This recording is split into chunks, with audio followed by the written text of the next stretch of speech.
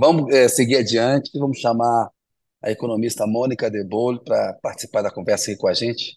Ela que está sempre, fala com a gente, tem uma querida, uma amiga nossa aí. Ô, Mônica, boa noite para você. Obrigado por participar mais uma vez aqui da nossa conversa.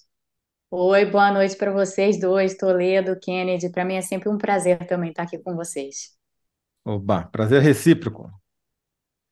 Ô, Mônica, o negócio é economia, né? Tem uma crise bancária aí nos Estados Unidos, né? A gente vai conversar com você sobre a gravidade dela, a extensão dela. Hoje, o Credit Suisse sentiu bastante o que começou lá com o Silicon Valley, né? Uhum. E a pergunta que a gente vai querer que você responda para a gente, que é um debate importante aqui no Brasil, é sobre o corte de juros, né? Está acontecendo aí nos Estados Unidos também. Aqui no Brasil a gente tem uma taxa Selic em 13,75% ao ano. Quando o Lula criticou duramente o presidente do Banco Central essa taxa, até numa entrevista que eu fiz com ele, o mundo caiu na cabeça dele, como se ele não pudesse discutir a política pública, e a gente está vendo que agora há aí uma possibilidade, não sei se você acha que vai acontecer ou não, de que essa crise contribua aí para levar o Banco Central brasileiro a iniciar um processo de queda de juros. Enfim, queria que você respondesse para a gente essa pergunta, se essa crise bancária lá pressiona o Banco Central a cortar os juros aqui. Bom, Kennedy, são eventos distintos, né? São eventos distintos com uma coisa em comum. Tanto no caso aqui dos Estados Unidos, deixa eu só dizer uma coisa, a gente viu uma crise bancária em duas instituições, então no Silicon Valley Bank e no Signature Bank, essas duas instituições foram fechadas e agora estão sob a administração das pessoas que foram indicadas para administrar os ativos dessas instituições. E o que a gente continua a ver é muito nervosismo no mercado, por razões que a gente pode discutir mais adiante, mas que tem um pouco a ver com o que aconteceu ao longo do período da pandemia, em que os bancos, todos aqui, mas em particular os bancos médios, como essas duas instituições, se encheram de títulos públicos e agora, depois da alta de juros, e sendo agora o final do trimestre, a gente está em março, fim do trimestre, os bancos todos têm que remarcar a mercado aqueles títulos que estão em carteira para operações de tesouraria. Então, é dizer o seguinte: todos eles, todos os bancos, dos grandes aos médios aos pequenos, todos vão ter que fazer essa remarcação porque ela é exigida pela regulação aqui dos Estados Unidos. E o que se já está vendo é que primeiro, algumas das perdas não realizadas, porque essas reavaliações do valor desses títulos ainda não foram feitas, para alguns desses bancos médios elas podem realmente ser parrudas, então tem um nervosismo aí em torno do tamanho dessas perdas não realizadas. E por outro lado, o Fed tem uma reunião de juros no dia 22 de março para decidir o que vai fazer com as taxas. Por enquanto não existe cenário de corte, mas o cenário mudou radicalmente do que ele era há pouco mais de uma semana. Então, há pouco mais de uma semana, o pessoal estava esperando um aumento ainda relativamente grande das taxas de juros na reunião do dia 22, porque a inflação aqui continua alta, está em 6%, o dado saiu ontem, no ano.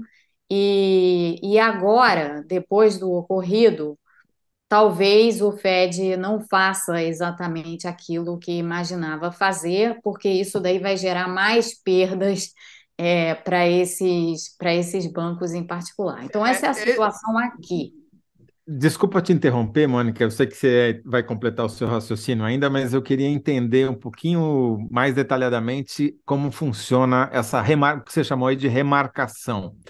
Basicamente, se eu entendi, esses bancos compraram títulos públicos a um juros, digamos, de 2, e agora o juros está em 5, e remarcar significa o quê? Que ele vai ter que pagar essa diferença de 3 Não, pontos? não, eu vou explicar o que que é remarcar. E a gente tem que entrar, vocês vão ter que ter paciência comigo, Sim. porque a gente entra num terreno meio técnico aqui que eu vou tentar falar da forma mais simples possível.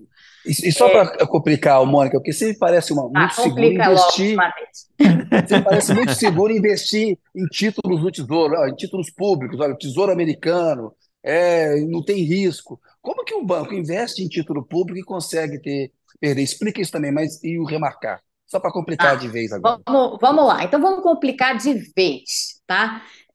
Quando bancos são grandes detentores de títulos públicos, mas tipicamente a forma como os bancos detêm títulos públicos, eles têm duas formas de deter títulos públicos. Eles podem deter títulos públicos na forma de capital. Isso significa que eles não vão fazer operações com esses títulos vão ser detidos até o vencimento, eles vão segurar esses títulos até o vencimento. Nesse caso, os bancos não precisam remarcar nada, porque eles só vão se livrar desses títulos quando o título maturar. Então, essa é uma forma. Essa forma é a forma mais usual de deter títulos públicos e ela ajuda o banco a cumprir as normas de capital regulatório nos diferentes países. Então, bancos brasileiros têm títulos públicos por essa razão, bancos americanos, bancos europeus e por aí vai. A outra forma de um banco deter títulos públicos é para operações de tesouraria, numa carteira que se chama Available for Sale, que significa disponível para venda, tá? Quando os títulos são detidos dessa forma, o banco pode utilizar esses títulos a qualquer momento em transações. Ele pode resolver vender o título nos mercados secundários, no mercado secundário. O que acontece? Agora vamos para outra questão. Então, essa era uma questão técnica. Isso aí dá para entender bem. O que significa remarcar o título a mercado? Então, como eu dizia, quando o título é detido para finalidades de cumprimento de exigência de capital, você não precisa remarcar nada. Mas quando o título é detido para operações de tesouraria, você precisa remarcar a cada final de trimestre. Tá? Então, chegou no final do trimestre, você precisa remarcar mercado. O que é isso? Isso aí é o seguinte: os títulos públicos, de um modo geral, eles continuam sendo comprados e vendidos, negociados nos mercados secundários. Então, os preços oscilam, né? E os preços oscilam ainda mais quando, no meio disso tudo, você tem um movimento forte de política monetária. O que acontece nesses casos? Um título público é um título do que a gente chama de renda fixa. O que é renda fixa? Renda fixa é assim: quando você compra um título, o título é um contrato. Nesse contrato está especificado qual é a renda que você vai receber na data do vencimento. Aquela renda, ela é fixa. Então, você sabe no ato da compra o quanto você vai receber no final se você resolver deter aquele título até o final. A renda que você vai receber, ela é uma combinação entre preço e juros. Então, o que acontece? Para que essa renda seja fixa e constante ao final, se o rendimento, os juros, aumentar, o preço tem que cair para que a renda se mantenha constante. E também o contrário. Se o rendimento, os juros caírem, o preço tem que subir. Entendi. Tá? Para a renda se manter fixa até o final. Isso é o que é um ativo de renda fixa. O que é a remarcação a mercado? A remarcação a mercado é a remarcação do preço. Então, o que aconteceu? E o que aconteceu com o Silicon Valley Bank, por exemplo? Silicon Valley Bank estava empanturrado de títulos públicos nessas carteiras de tesouraria, nessas carteiras de available for sale. Então, eles iam ter que, inevitavelmente, remarcar tudo a mercado. O que isso significa? Eles tinham comprado esses títulos a um preço lá qualquer, um preço inicial, mas teve um ciclo de altas de juros, que ainda está em andamento, super intenso e super rápido. E o preço caiu. Eles não se protegeram para a possibilidade de perdas, caso isso acontecesse. Então, eles começaram a vender, porque eles precisavam fazer frente aos depósitos e aos saques que estavam ocorrendo de imediato, eles começaram a vender a um preço muito mais baixo, porque a taxa de juros subiu, do que eles haviam comprado esses títulos de início. Então, eles começaram a sofrer uma perda monumental. Foi isso que eles anunciaram na quarta-feira da semana passada. tá? Então, a remarcação a mercado é isso, é você Entendi. pegar aquela carteira de títulos que você tem e reconhecer qual é o preço comparado ao preço que você comprou, tá? Você E aí, admite que você tomou um prejuízo porque o isso, preço daquilo que você comprou está muito menor hoje, e daí todo mundo olha isso e fala: pô, meu dinheiro está lá, vou correr para sacar enquanto dá tempo. exatamente, exatamente. Impacto aqui no Brasil disso, Mônica, e na taxa de juros aqui. Não tem impacto no Brasil, porque esses bancos têm aquele impacto sempre de mais incerteza, o pessoal fica mais avesso a risco e tal. Mas impacto direto não tem, porque esses bancos, o Silicon Valley Bank era um banco de nicho, era um super nicho, aliás, era um banco extremamente concentrado. Ele era um banco que operava no mercado de startups, de tech. Então ele só fazia isso, era a linha de negócios dele, que, aliás, é também uma prática questionável, é se você tem um banco hiperconcentrado, porque um banco hiperconcentrado, evidentemente, tem maior risco do que um banco que é mais diversificado, né? Porque se Uhum. acontece um problema naquele setor, pronto, o banco vai ter problema também. Que foi o que aconteceu também, em parte. O mercado de startups estava ruim, as empresas já vinham sacando dinheiro, o banco já estava tendo perdas, e aí, de repente, teve uma perda enorme. Então, o caso do Silicon Valley Bank é por aí. Como é um banco nicho e um banco médio, ele não é um banco que tenha ligações estreitas com nenhuma instituição brasileira, ao contrário do que a gente viu na crise de 2008. Na crise de 2008, não que os bancões tivessem qualquer ligação direta com instituições brasileiras, mas a crise de 2008 atingiu os bancões, os sistêmicos, aqueles que se quebram, levam o sistema financeiro inteiro junto. Então, aquela crise ali, ela foi uma crise que se espalhou muito rapidamente mundo afora, porque essas instituições muito grandes, elas tinham vínculos com outras instituições em outros sistemas financeiros e aquilo ali acabou batendo em todo mundo. Agora é diferente, porque esses não são bancos que tenham esse tipo de vínculo. Então, tanto o Silicon Valley Bank quanto o Signature Bank, assim como outros bancos médios que estão numa situação meio assim, não totalmente ruim, mas certamente não boa, periclitante, para dizer o mínimo, por isso tem causado nervosismo aqui. Não são bancos que tenham vínculos com instituições em outros países, mas são bancos que podem vir a ter problemas. Então, o mercado está nervoso. O Credit Suisse é uma história à parte, porque o Credit Suisse já vem com problemas há muito tempo e Sim. agora foi pego na onda de nervosismo em relação aos bancos.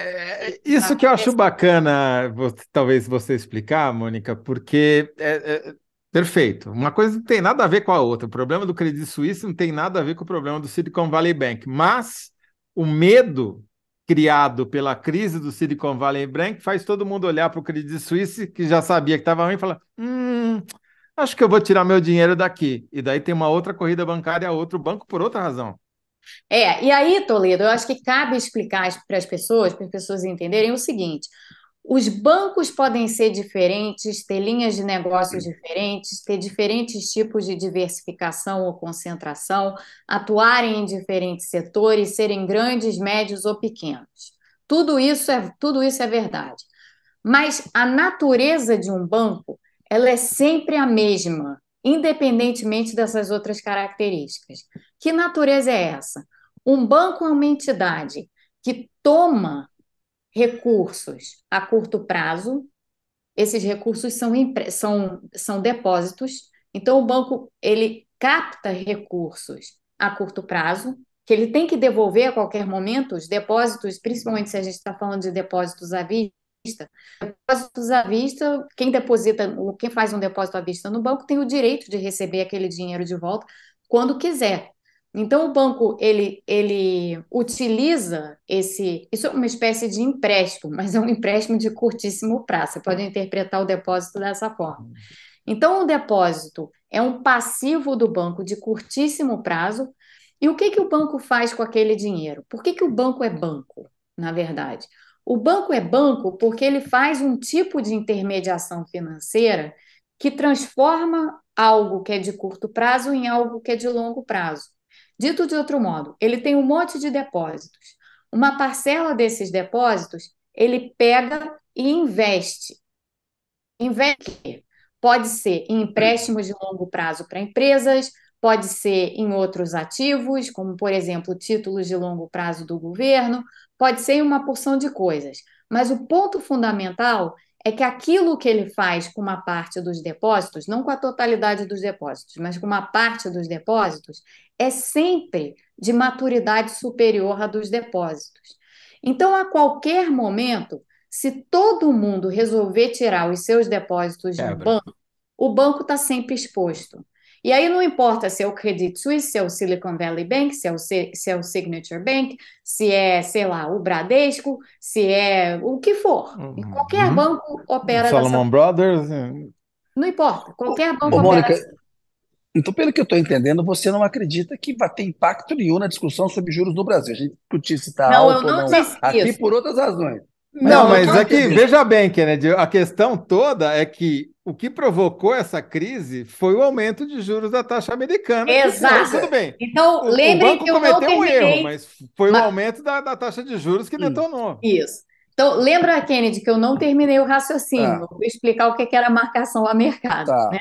Então, para agora terminar o raciocínio e chegar na pergunta que você me fez. É, por que que a questão dos juros é relevante e é relevante nos Estados Unidos e é relevante no Brasil? Quando bancos centrais fazem ciclos de altas de juros muito rápidos e muito intensos, sempre dá problema. Não tem nenhum caso que a gente possa olhar, e isso eu estou falando como alguém que é particularmente especialista nessa área de crises bancárias, que não só foi objeto de estudo meu durante anos, mas participei de algumas delas na parte de resolução quando eu trabalhava no FMI. Toda vez que você tem um ciclo de altas de juros muito intenso e muito rápido, algum problema vai pipocar em alguma parte. Brasil e Estados Unidos fizeram isso. Os bancos Isso é centrais do líquido e Brasil. certo.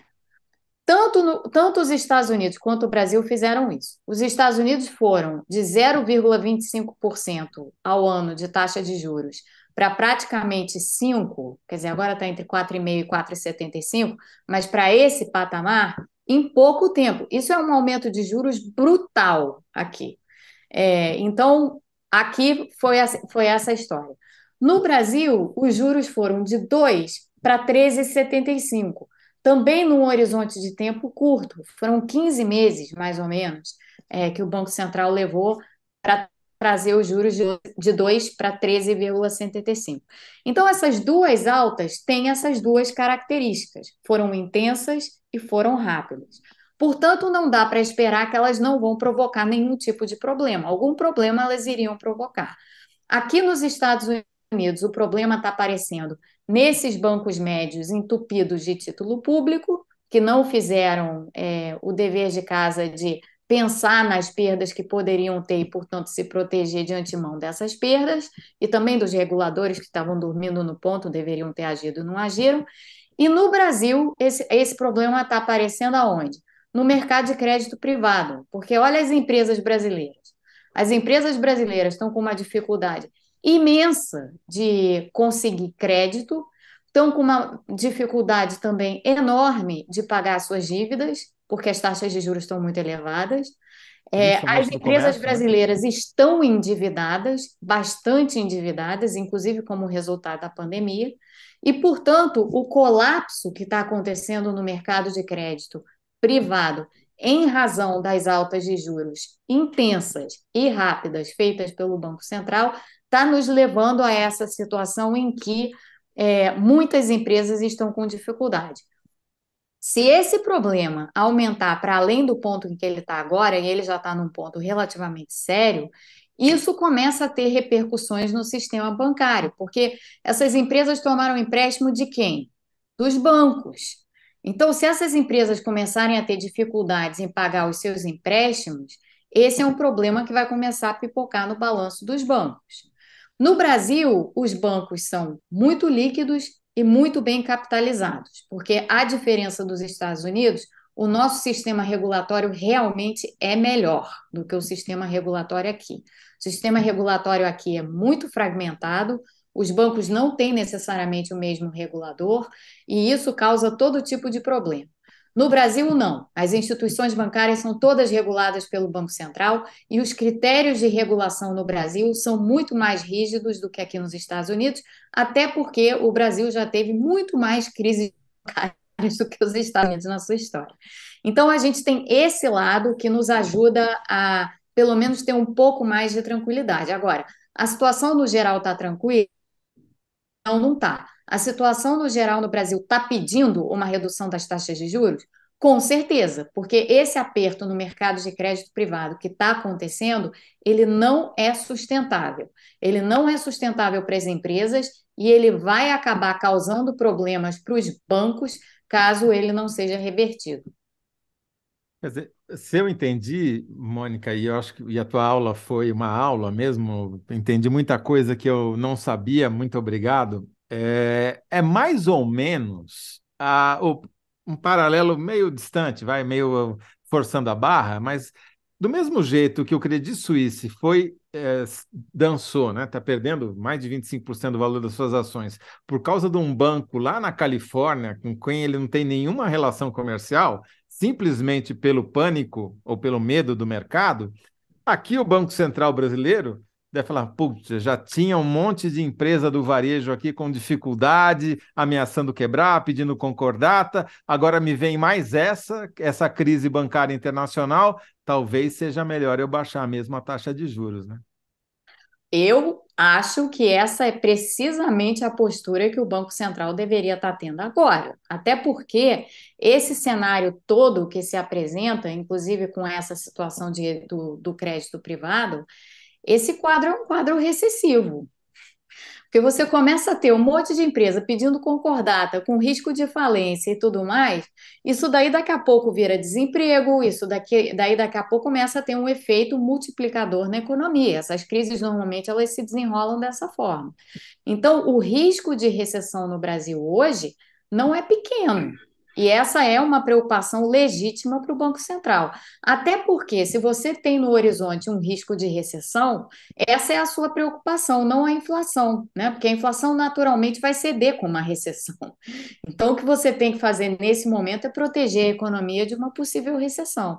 E o Banco Central tem uma diretoria cuja função, precisamente, é olhar para as tendências do mercado de crédito privado e de crédito corporativo e ver se está tudo bem alinhavado, se o patamar de juros está bem alinhavado com as condições que se vê de crédito no país. E a resposta para isso hoje é não. Os juros não estão bem alinhavados com o que está acontecendo nos mercados de crédito.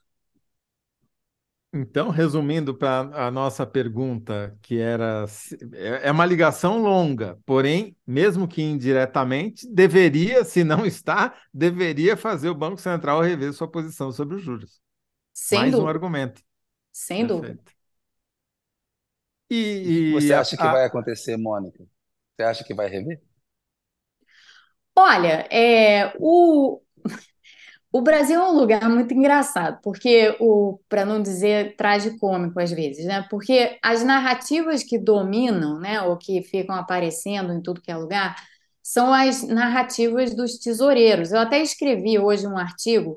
Eu tenho essa newsletter no Substack. O Substack é uma plataforma de newsletters e tal, e é lá que eu publico uma porção de coisas. E hoje eu publiquei lá um artigo falando precisamente o que eu vou falar agora. O Brasil é um lugar engraçado porque o que predomina sempre, a gente sempre fala, né, o mercado, a gente até teve uma conversa entre nós aqui sobre o mercado, quem é o mercado e tal. O mercado é um monte de gente, mas a visão que predomina no Brasil é sempre a visão dos tesoureiros, do povo que opera as mesas de tesouraria. Tem uma razão histórica para isso, que foi o objetivo desse meu artigo. Eu meio que tracei assim uma história de por que que a visão dos tesoureiros ainda impera, que é uma visão muito curto-prazista, né? Lembrando que o presidente do Banco Central, ele próprio já foi tesoureiro. Eu não tenho nada contra os tesoureiros, tá? Eles têm uma função a cumprir e foram extremamente importantes durante o nosso processo hiperinflacionário. No entanto, Como a visão é muito de curto prazo, e é ela a visão predominante nos meios de comunicação de um modo geral e entre os economistas, Isso. ela perde um bom pedaço da história, né? Porque a gente fica com esse foco excessivo na inflação do momento, ou, sei lá, no câmbio do momento, e como o câmbio do momento vai impactar a inflação do momento, e a gente esquece que tem um quadro macroeconômico muito maior do que esse, de muito mais longa duração, e que é o que realmente importa para a economia e para as pessoas que participam da economia em particular. Não é o quadro dos tesoureiros, mas o quadro maior. E esse é sempre esquecido, porque a gente tem essa predominância assim da visão tesoureira da economia. E isso influencia as visões do Banco Central também. Então fica tudo Muito movido bom. por essa visão de curto prazo. E isso, como eu Ó, dizia, tem raízes históricas para que isso aconteça no país, mas está na hora da gente ter um outro tipo de visão também que possa nos guiar um pouco melhor, né? A gente precisa levar em conta outros riscos. olha só, Mônica, o Elias Gambini comentando aqui. A Mônica explicou tão bem que eu já posso ser presidente do Banco Central. Deu a aula, como o Torino falou. A Rúbia Paula de Oliveira. Mônica de Bolo sempre muito didática, muito grata por suas explanações. E o Obrigada. César Fábio Miller disse: Isso é um recado para quem acha que ser humano é número e estatística. Enfim, bacana. Mais uma vez, obrigado aí, Zé. Vamos fazer a síntese com a Mônica e partir para o encerramento do programa, que infelizmente passou rápido. Vamos ter que convidar ela mais vezes para vir para Não, cá. mas a Mônica vai Vida que eu voltar venho. semana que vem, porque. Não, é verdade, porque o ministro da Fazenda, Fernando Haddad, mandou para o Lula hoje o marco Verdade. fiscal, e a semana que vem a gente vai ter que analisar esse negócio aí, Mônica. Já vai estudando, por Tá favor. bem, Arcabouço. tá bem. Arcabouço. Boa. Arcabouço. Arcabouço. A nova regra é arcabouço. Vamos ver esse Ah, arcabouço. se eu entendi alguma coisa do muito que se o pouco que eu entendi do muito que a Mônica ensinou, eu diria que a síntese é: se o Banco Central não está preocupado em baixar a taxa de juros, deveria, especialmente depois dessa crise com os bancos americanos. Boa. Aí, ó. Aprovado por Mônica de Boa. Ô, Mônica, Nota obrigado, viu? 7 ali, Mônica. Não, foi boa, nota boa, nota Então boa. tá bom. Ali no Obrigado, 9, assim. obrigado, obrigado. Opa! Olha, Faltou 70. você explicar a Não, marcação a minha cara, mas tudo bem. Marcação mercado, eu vou estudar mais. Na próxima a gente faz o teste.